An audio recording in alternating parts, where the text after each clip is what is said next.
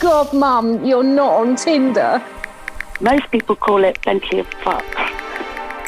We're going to make you a profile. The Playing with Matches podcast, where women talk about their experiences dating online. Hello, and welcome to Playing with Matches, the podcast where women talk about their online dating experiences. I'm Mark, and we are now on episode 18. 18 is a number in the UK that is most famous for having reached the age of majority, as it's called in legal speak, which really just means that you're an adult. But the age of majority comes from a collection of laws bestowing the status of adulthood. Really, it just means that you can now be tried as an adult and you are now responsible for everything you do. And what can you do now that you're an adult? Well, in the UK, at 18, you can stand for election as an MP, local council or a mayor. You can serve on a jury. You can be tried in a magistrate's court and go to prison if found guilty of a criminal offence. You can make a will. You can pawn stuff in a pawn shop. You also have the legal right to vote in local and general elections. You can now get married without your parents' permission. If you've been adopted, you can now see the original birth certificate. You can consent to your body being used in a medical study. And you can carry an organ donor card. And you can also buy cigarettes, buy alcohol, buy fireworks, watch 18 certificate films, view, rent or buy pornographic material that does not contravene UK obscenity laws. You can place a bet in a betting shop or a casino. You can get a tattoo. You can get any body piercing you want. A couple of things you still can't do is you can't adopt a child and you can't supervise a learner driver. For both of those, you need to be 21. And as Playing with Matches comes of age at 18, we're going to do something slightly different. I think this will probably be the last of the interviews from the lockdown period. And in fact, we have another new episode for you next week. But I thought it'd be fun today to do something slightly different. I thought I would show a slightly more relaxed chat that I had with Gemma and Lou-Lou. Gemma and Lou-Lou together wrote, directed, starred in a play called Lobster. It was at the Edinburgh Fringe and it's very well reviewed. And it's about online dating from the perspective of a woman. So it's a one-woman show. And as we talk in lockdown, we talk about the benefits of it just being a one-woman show. We talk about many things, including the meaning of the title, Lobster.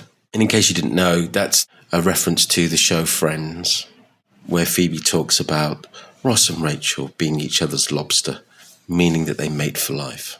There's some contention as to whether lobsters do or do not mate for life, as you'll hear in the interview.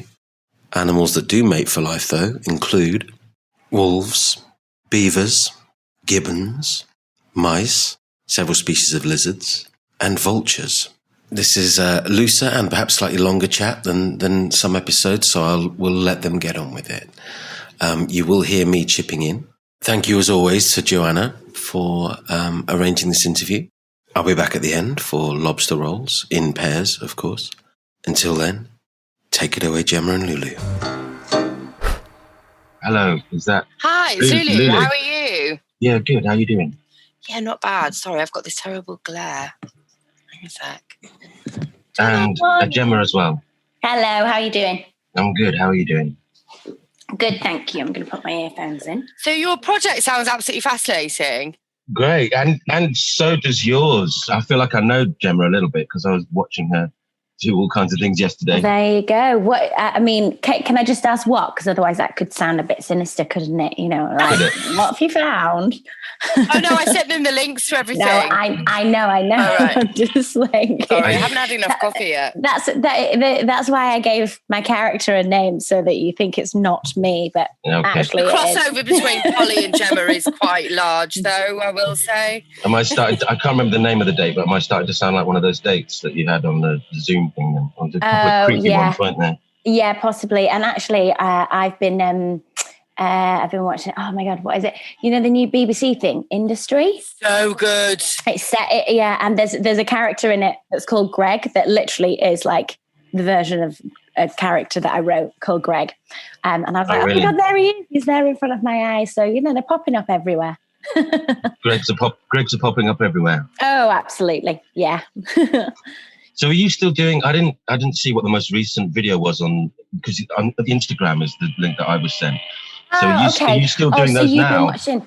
No, so that was the mini series. The first lockdown. Yeah. Okay. Yeah, so there's seven episodes in that, with the idea of like developing like something else from it. But it's just that particularly where the idea transpired is the show was supposed to go back to Edinburgh and then go on tour. Yeah, we were supposed to be on tour right now. And then obviously the whole world went into lockdown, and theatre, was frozen.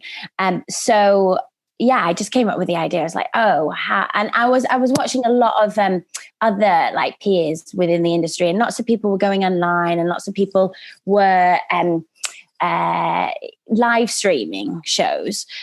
But I don't know, that just didn't really like call out to me. So then I was like, I'm suddenly spending loads of time on Zoom. And then I started thinking, I was like, oh my God, this could be a winner. So it actually worked out as, a possible, it was just getting like 2 people available, so that, but I think the most interesting thing for me has been that people do think that they're actually real. And they think funny. It's so funny. Everyone's like, why is she filming her Zoom tapes and putting them on the World Wide Web? And I was like, I'm not. Really not. But all real, but again, like the show, like the stage show, the Zoom series I've developed from real stories that have happened. And that's like the basis of like all of Lobster. So where did you get these stories from? Well, I was just rereading the information that you sent over about your documentary, and similar to me, I was in a long-term relationship and then suddenly catapulted into the world of online dating, and I'd been doing it a few years by that point. Yeah, and Gemma and I worked together on and off for about 15 years. So yeah. So how the duty split? Can I just jump in there? So you've got like a writer and a director and a dramaturg and a director. Yeah. So the way that Gemma tells the story, I don't recall it like this, but I think it's hilarious. I'll take it. After having done a bit of online dating, come to me and start going, this is absolutely horrendous. And I'm like, I'm there, mate. I totally agree. Yeah. I think we need to write a play about it. I think I need to write a play about it. And that was your first proper full length, ready to be performed piece. And you were a little bit hesitant, a little bit like nervous about it. And I just said, well, just start writing. And if it's shit, I'll tell you. That was actually verbatim. That's what she said. And it wasn't. It was brilliant. I was like, let's do this. So all the stories are real, and they've either happened to me, to Lulu, or someone that we know.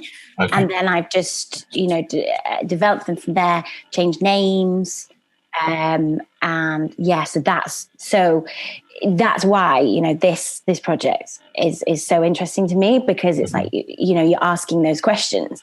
And the bit that really rang true for me is, I don't think you can quite believe that some of the things happen until you have firsthand experience. Mm-hmm. And I think at the moment, I'm speaking to like lots of friends and like continuing to get information, and I think it's going to get worse. Agreed.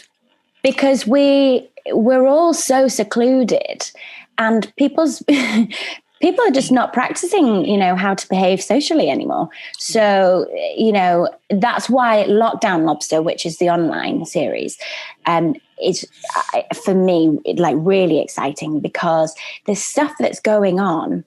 And people are getting away with stuff that, that they absolutely wouldn't do in real life. And that's kind of where the original idea and story came from as well, because that was what was coming from all of the research that we were doing when we were developing the stage show of Lobster. Like for me, I just don't understand why you would ever treat someone so badly. Yeah. I've been brought up to treat others as you would wish to be treated yourself. So for me, I don't understand why you would behave so badly. And I think that's the shock factor for me. I think also, like, what we've tried to say the whole time is this is just one person's perspective, and this person just happens to be female, and it's not intended to be a man-bashing thing. We know that women also have shit behaviour, and we feel in lots of ways that maybe technology, although it's fantastic and groundbreaking and connects people in ways that they wouldn't have done previously, it also enables that kind of behaviour because it creates a distance, and really the show is about the loss of human connection, like deep connection, not men being shit to women. Oh, yeah. Although that is covered, obviously. Yeah.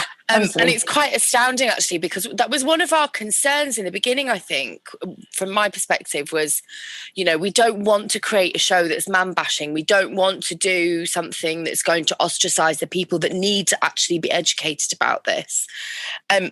But we have most of the men who have seen it have gone, oh my God, I didn't realise this happened. This is horrendous. That's because they're lovely people. But a couple of them have gone, this is a bit man-bashing, isn't it? And the male fragility has been quite something. And actually, there's a couple of people who stopped talking to me. I don't know whether I told you that. Like, a couple of actors that I'd worked with on a couple of other things got really upset about it. And my response is kind of like, if this is striking a nerve for you, maybe that's because you need to look at your behaviour. Well, I think it's like with a lot of things, isn't it? It's like you can't cover everyone's perspective. So it's got to be one person's perspective. So we created a character, our heroine is Polly. But just going back to what Lulu was saying, the other bit that really intrigued me that I've been really interested in over the time of developing it is this kind of like, aren't we addicted to technology? And, yes, it's great, but also what does that also mean? And how is that affecting the change socially in our lives? And I think that's like the really important bit, because you look at these types of behavior. Would someone do that in real life? Like before we had access to all of these dating apps, to like meet people that, and like be online, and I don't think they would. So I think that's like the really interesting thing to look at.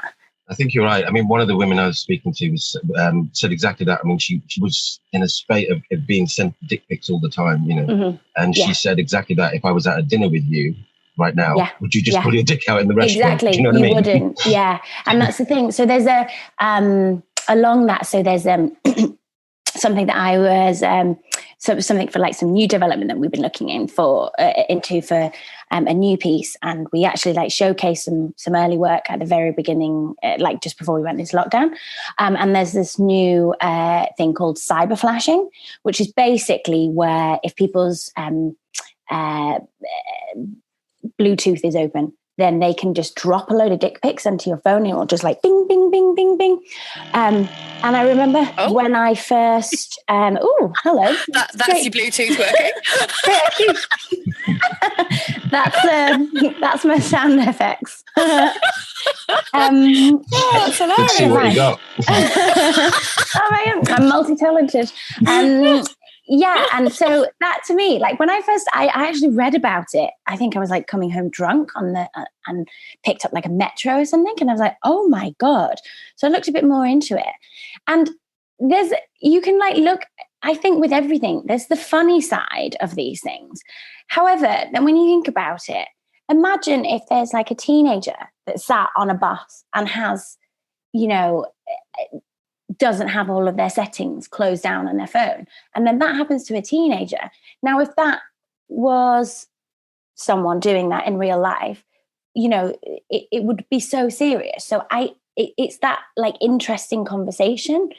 If you delve into it even more, what does it actually all mean? And, what are these opportunities creating? And, are they all good? Are they all bad?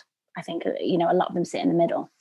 There seems to be a thing around, there's a lot less accountability, doesn't there, online? It's the same thing with trolling, whatever. People want to just say the most horrific things, and then disappear. I think it's the same. I think that behaviour comes from the same root. I really do.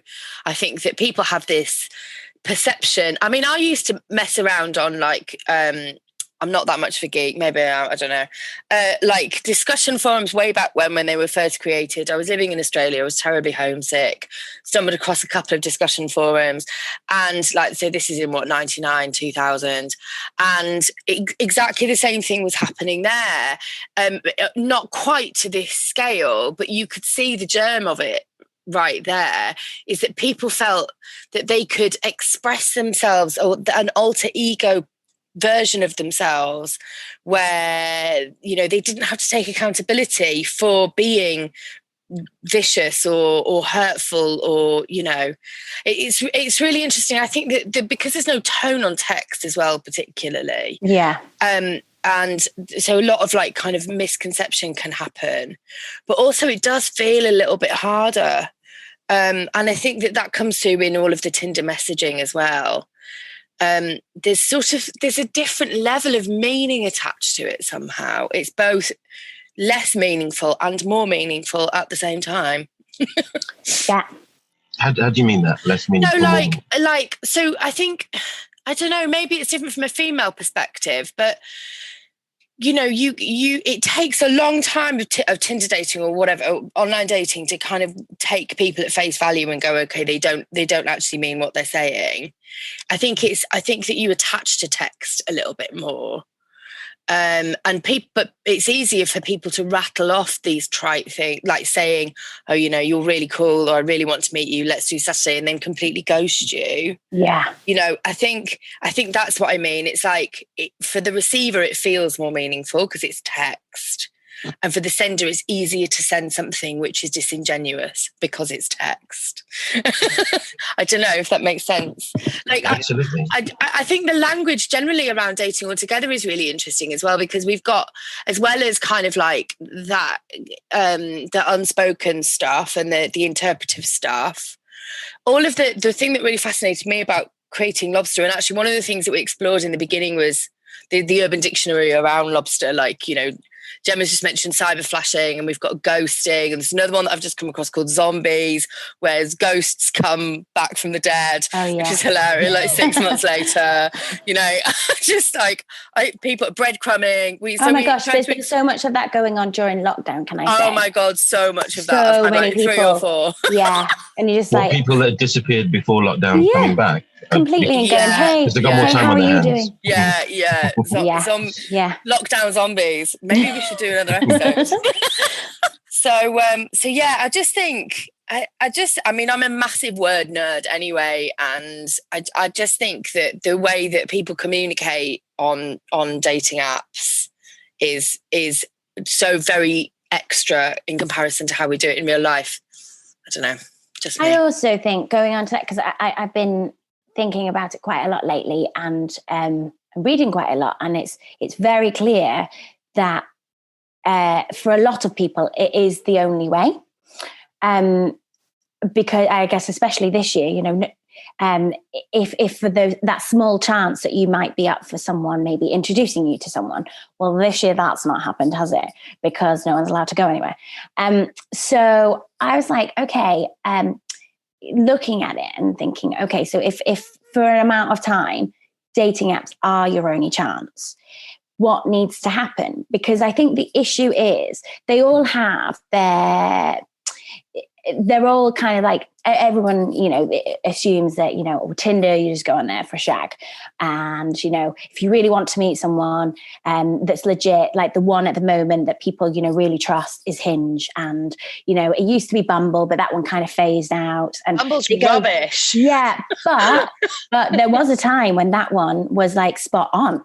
You know, and like we would go on that. Women, I'm talking about women, and I'm hoping that I'm talking for everyone here when I explain my thoughts, is that if they all stood for something and had a reputation for something, so you did just go on Tinder because you were looking to have, you know, sex with someone on a one night stand, that was fine, and then you were using Hinge to go on there to look for a long-term partner, then I think that would be okay. But the problem is there is people use them and abuse them, and then people get affected by that, and it really does, matter. And I think if people started to use them correctly, for what they are for, or just were completely honest, then it wouldn't be as bad. But actually, I mean, we touched on something in the stage show of Lobster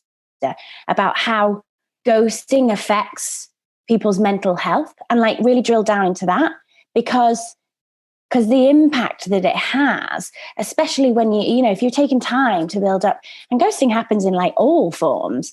You might have spent time with someone for weeks, and you really think that this is going to be a thing, and then suddenly like that person just falls off that's crazy behavior, and the effect that would then have.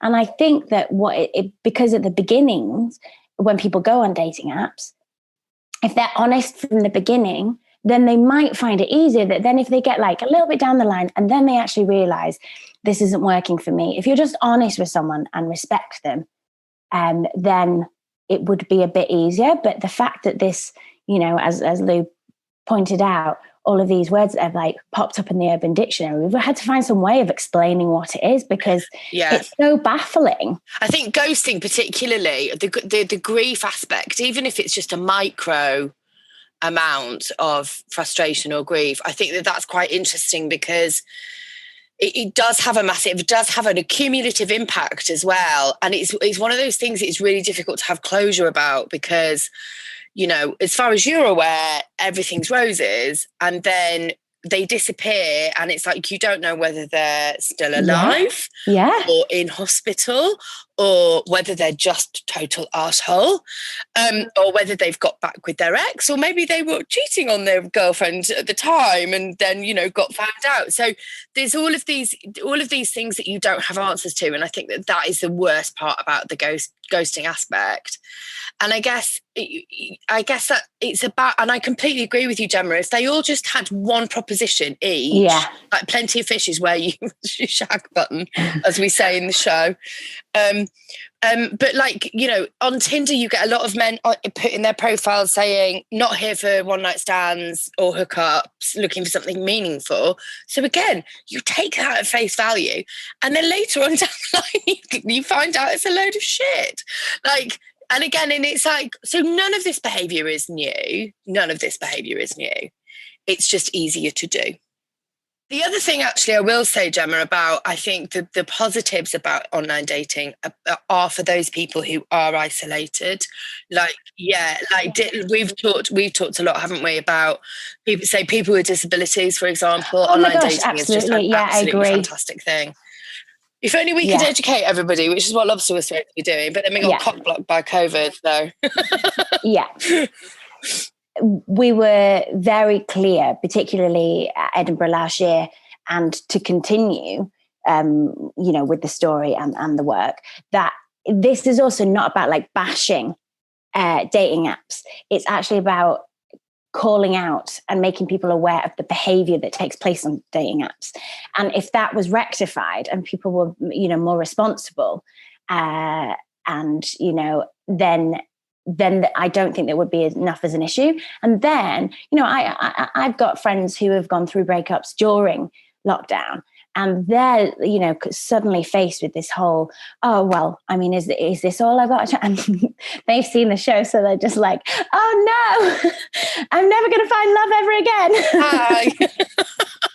No, we should have probably said at the beginning that Gemma is a hopeless romantic who sincerely believes there are people or persons or a person out there for everyone, and none of us should give up hope. It's Lobster, yeah. Absolutely. That's Lobster. Lobster's mate for life, you see. So. Well, so they say. You have to watch the show. No spoilers.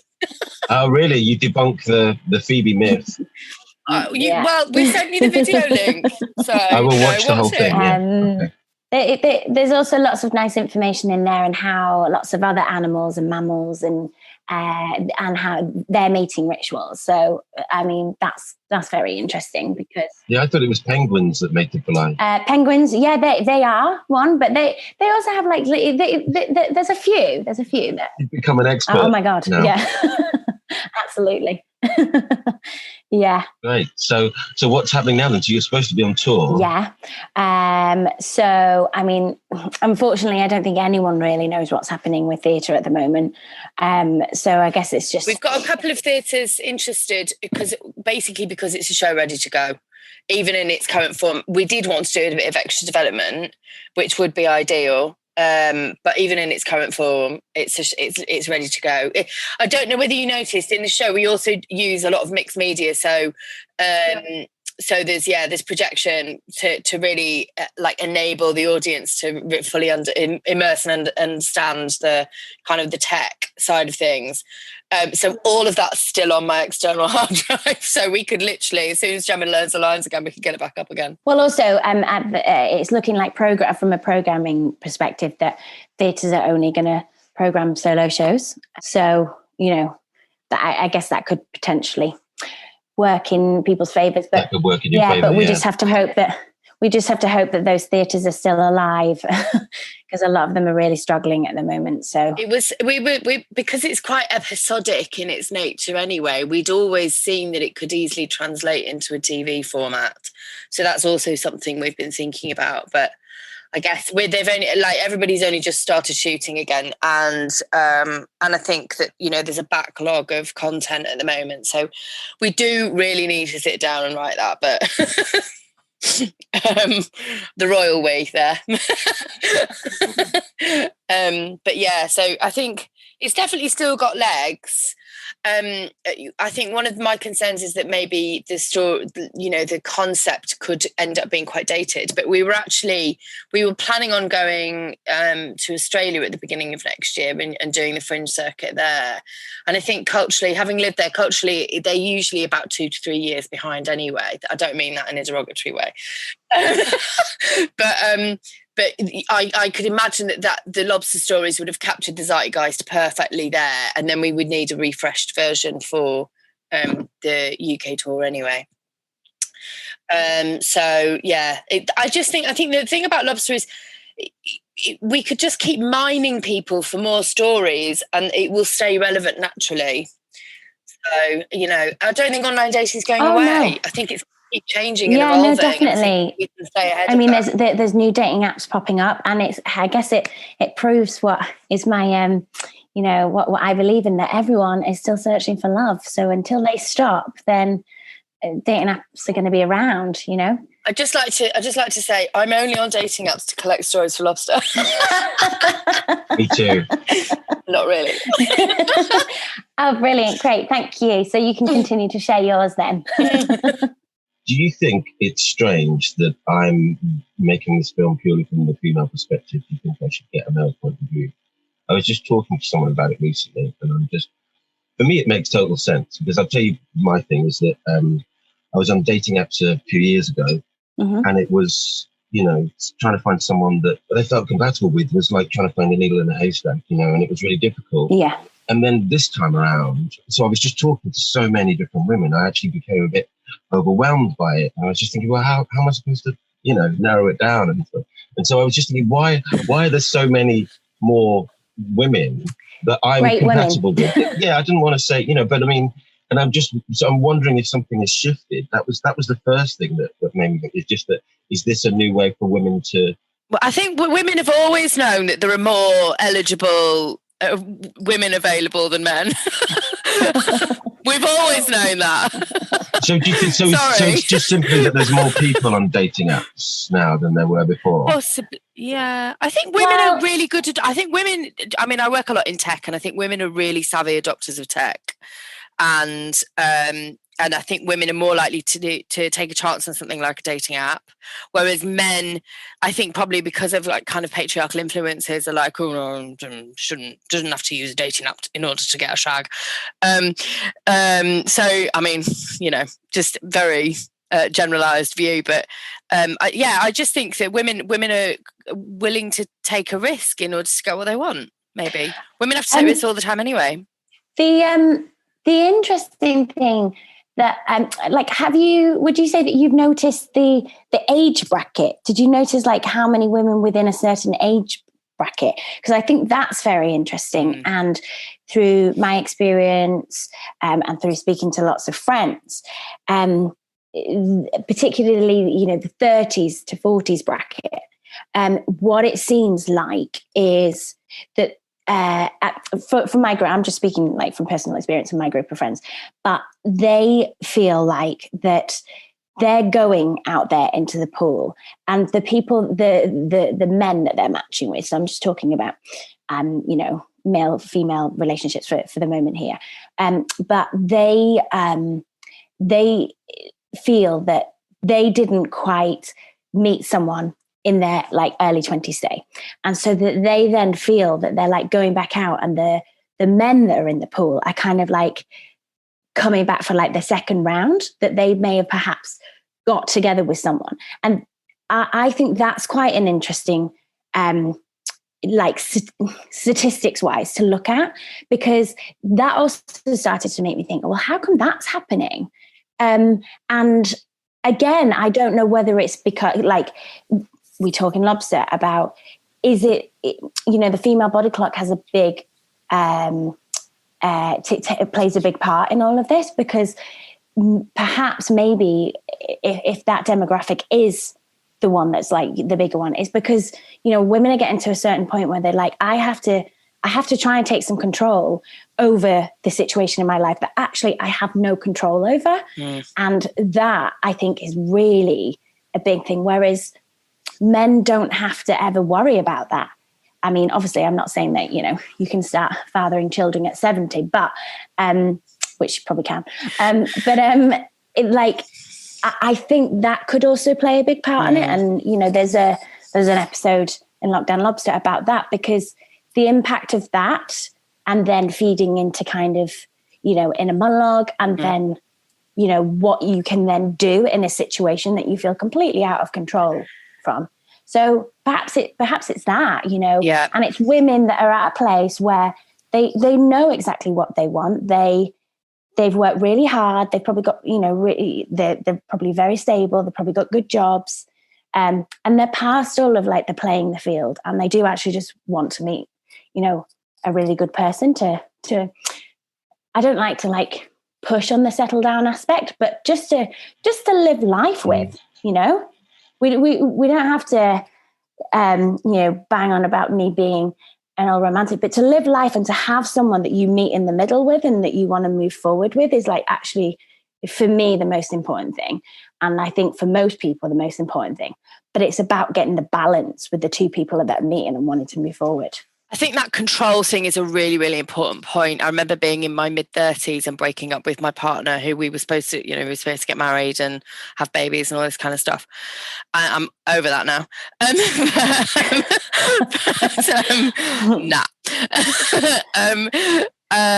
But I did feel there was this, and we do cover this in Lobster as well, is like the rug is pulled from underneath you, and, you know, your narrative of the future is completely changed.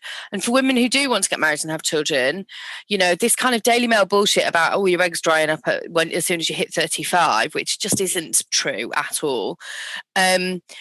It's, you know, the pressure is then on, and I think that actually women maybe in their mid-30s are therefore willing to compromise on shit behaviour or on crappy dates, or, you know, be with somebody that they're not 100% sure about, but you know what, this is their last chance saloon. And I think that also is another dynamic that is a huge influence to online dating that a lot of people don't actually consider. And I think there are men who are, you know, successively kind of, I think there are lots of lovely men out there, don't get me wrong.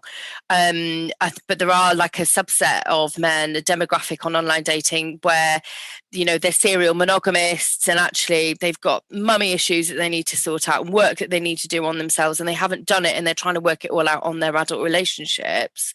And then it does mean that they bring shit behaviour to the dynamic as well. So it's just this roundabout of bullshit. I'm not speaking from personal experience at all. I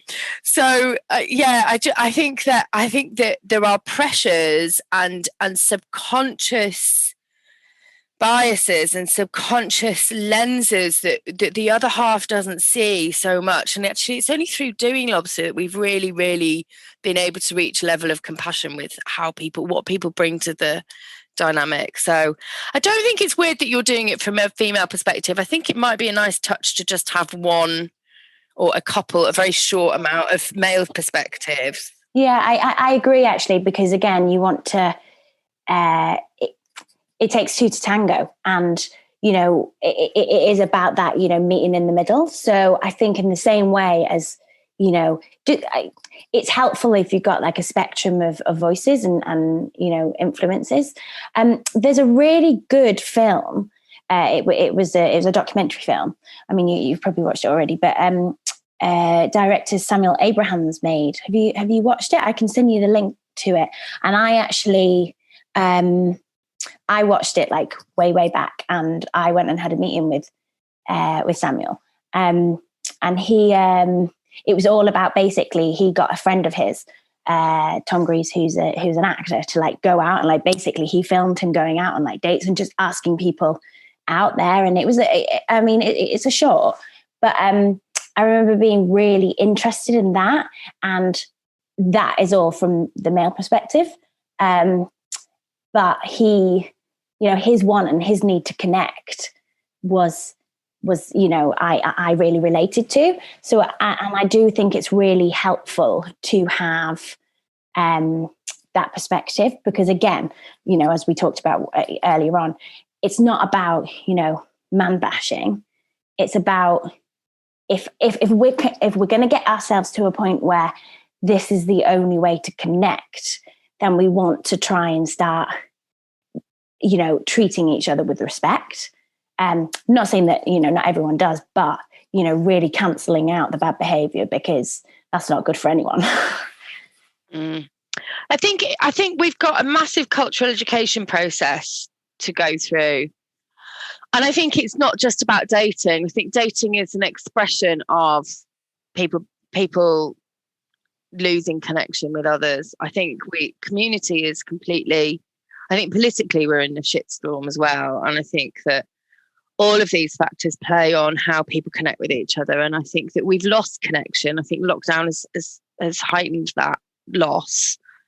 And I think we're expressing it in a very animalistic way. Yeah, and we've lost some of the civility that human beings are supposed to have in some respects. Well, it's interesting, isn't it? Because in a time that we all think that we're so connected because we've got devices, I actually think that we're the most disconnected. Yeah, agreed. And also I find it very interesting to talk to people.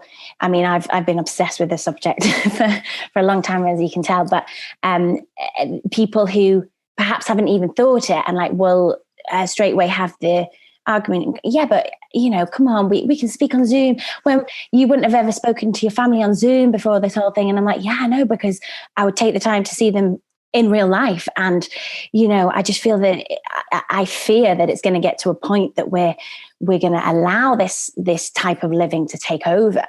That's a bit that really scares me, because the less time you spend with people and connect with people in real life, you're losing that skill, that social skill that is so important. Our entire existence is based on oxytocin, and that comes from touch. That comes from being around each other. Sorry, I did say I was a bit of a nerd. And I think that the lack of connection is just is starving us of oxytocin, and what's happening is we're losing the ability to bond with each other, to be kind with each other. And I think there are other parts of history that demonstrate this as well. I mean, like the rave culture and people dropping pills all the time to get artificial oxytocin rushes. It's like we're desperate for it. We're all absolutely desperate for it. We've lost a sense of community, and it's just getting worse. Yeah. And it's that feeds the bad behaviour for me. And that's across the board as well, isn't it? So it's not just about this kind of relationship. It's just everybody is doing everything online. Yeah. You don't need to step outside of you. No, there was actually something interesting, and I don't know whether you could find someone to talk to about this. But the amount of, I guess it is like Dan, the amount of relationships that have been starting up over Zoom and creating like fake one person being a fake, and then getting to a point where you're so connected that money has been being taken out of, people have been being thinking that they're being so honest, creating relationships, having the obstacle in place that they can't meet up because of lockdown and because of, the rules that are in place. And then the person who you think is legit, I'm in dire straits at the moment because of next level scamming. Yeah, oh my God. Absolutely. And people are so shit. But it's like I heard that the other day on the radio, and I was like, oh my God. And I straight away went and had a look into it, because I was just like, and again you think, oh my goodness me, as if you'd get, but because we're in this time that we need to feel something with someone, that we're perhaps, there's people who are in positions, people are very isolated at the moment. People are very solitary. So if they've got like an inkling of hope, then they're going to try and believe in that person, and, that, and in humankind. And then for that person to completely, behave in that way is just, I think it's completely heartbreaking. But there's a rise of this. So I think this would be quite an interesting thing for you to look into, because, who thought we'd be talking about that in 2020? So that was Gemma and Lou-Lou. There was a bit more chat after that, but some of it contained spoilers about their show, so they asked me not to include it. I have, though, included links to all things Lobster in the show notes. There are also, as always, links to contact this show, a link to text us and email. And that email address is playingwithmatchespodcast@gmail.com. Thank you so very much to Gemma and Lou-Lou for sharing their thoughts and for helping us in the early stages to work out exactly what it was we were trying to achieve with Playing With Matches. I think I'm going to wrap things up pretty quickly now, as the chat was a bit longer than usual. And we are about to shift things in this pod from next week. Our interviews from the lockdown era are pretty much done, and we'll be starting afresh from next week with an interview that is pretty close to home for me. I will be interviewing Jen, my girlfriend, my love, my partner, my better half, all those things. We met through this process. She'll be telling me and you for the first time about her online dating experiences leading up to our meet. And in the week following, we'll have a couple special, which will include one more interview from our lockdown group, as well as Jen and I talking about how we got together. So until all that, good luck out there and on there. Bye-bye.